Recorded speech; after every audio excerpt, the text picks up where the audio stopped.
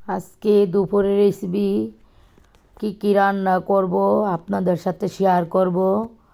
Share না করলে ভালো লাগে না। দেখেন সব কাটাকাটি করে সব রেডি করছি, এখন রান্না করতে যাব, তার জন্য ভিডিওটা করে নিলাম। এখন সব কাটাকাটি হয়েছে, কাটাকাটি শেষ করে এখন রান্না করতে যাব। এখন আমি তেল দিয়ে দিলাম, পেঁয়াজ দিয়ে দিলাম, এখন ভালো করে লাড়াচাড়া দিয়ে এখন আমি ভাজি দিয়ে দিলাম। এটি কি জানেন কি ভাজি? লাউর ছুলকা, সিম, আলু দিয়ে একটা ভাজি করব।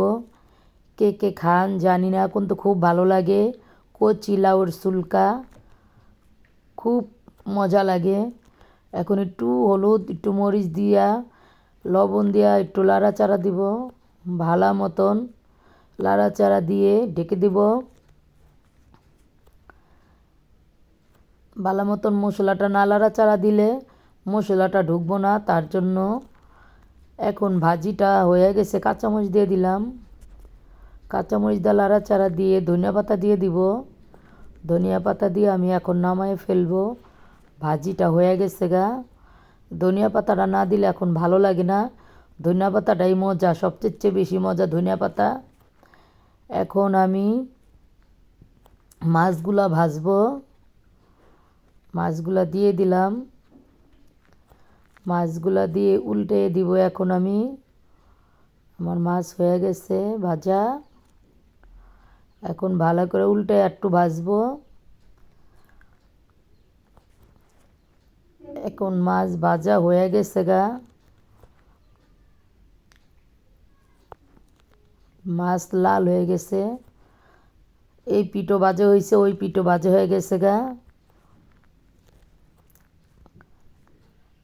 মশলা দিয়ে দিব এখন তেলের ভিতরে, হলুদ, মরিচ, লবণ দিয়ে দিলাম, পানি দিয়ে দিলাম। এখন ভালো মতন কষাবো, কষায়া এখন আমি আলু টমেটো দিয়ে দিব। এটি একটু সিদ্ধ হইতে দেরি লাগে।